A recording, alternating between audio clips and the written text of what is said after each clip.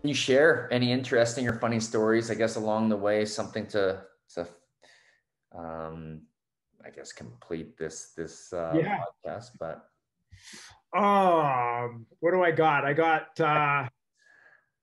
I always tell a funny minor league story. Now you have to the ECHL is a good quality league, so I don't want to devalue it because I believe in the league.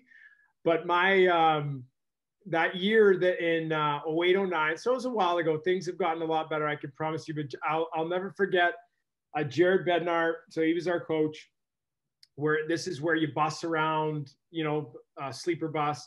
We were playing a road game in Atlanta, and we were bussing down to Biloxi, Mississippi, which is about 5 hours, and we had to play a Sunday afternoon game in Mississippi.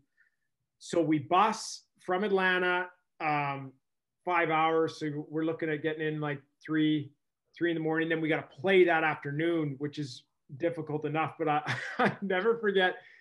Jared comes into the back of the bus and he gets kind of the leadership group together and he says, "Okay, guys, I'll make you a deal. If we forego the hotel rooms tonight, I'll give you guys all an extra day of per diem." And this is like $30 at the time or something like that. So we put our heads together. And we say, you know what? We'll sleep on the bus. We'll go play Mississippi. We'll take the $30. that's like, yeah, that's a good. Yeah. So that was fun though, and we still ended up winning the game at 1 o'clock. It was so you got guys on the bus. You slept there, and you're going into the rink, and you're brushing your teeth. You're getting ready. Yeah, one big sleepover before the game. Not that the guys don't get enough time together, but yeah. And I'll also one other kind of cool story that's I think relevant, just because he's had so much success is Jordan Binnington. I think when they won the Stanley Cup, it was sort of news, but you may not have heard that the year prior. And this is kind of that adversity you talk about. The year prior, he played in Providence for us. And what happened at the beginning of the year, that normally doesn't happen. Normally, St. Louis has their affiliate, Boston has their affiliate. But what had happened was St. Louis they already had two goalies in San Antonio, so they wanted to send Jordan to the ECHL for, I think, a third year in a row. So they said, "Hey, look, is there any way, he's been down there, he's accomplished a lot in the ECHL. Is there any way we could get him to a different American League team? Because you are allowed to loan a player out. It doesn't happen very often, but you can do that."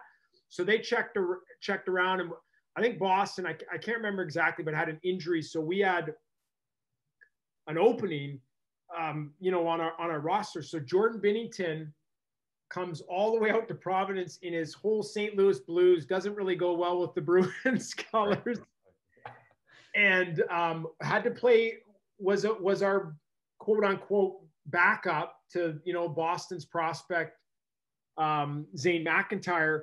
But man, was it impressive to watch him work and compete on a daily basis and not start games, but then in the morning skate, he was working and I really quickly, I was running the penalty kill in Providence, and this kind of speaks to his character. We'd win a game or we'd lose, and he'd always, if he was playing that night, he'd always poke his head into my office and he would go, I'm so sorry I let that power play goal in, Carbs. And I'm like, "No, Binner, you're fine." Like there was a seam pass for a one-timer. He's like, "Nope, I should have had it. I let you down. I'm so sorry."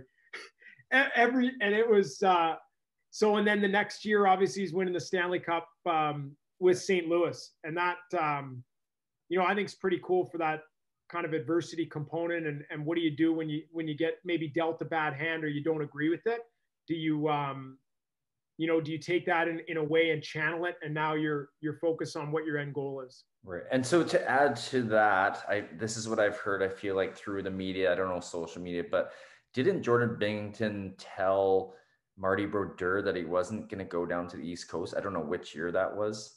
I wonder if that was the year, and then did they find him a different team?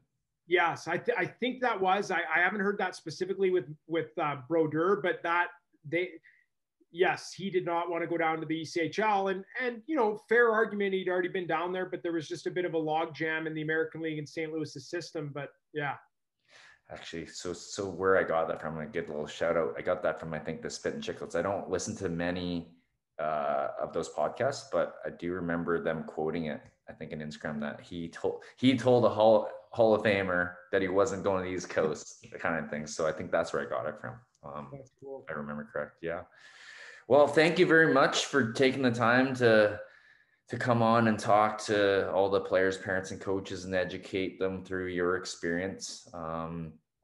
Good luck going to this season with what's to happen in Washington and then also with Hershey.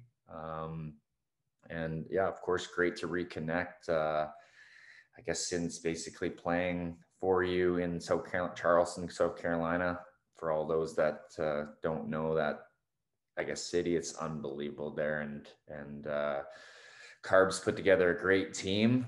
We lost in Game 7 of the finals, the Kelly Cup finals, to Allen, and yeah, since then you've just been carrying on your coaching career, and I just finished up playing. So thank you very much for coming on.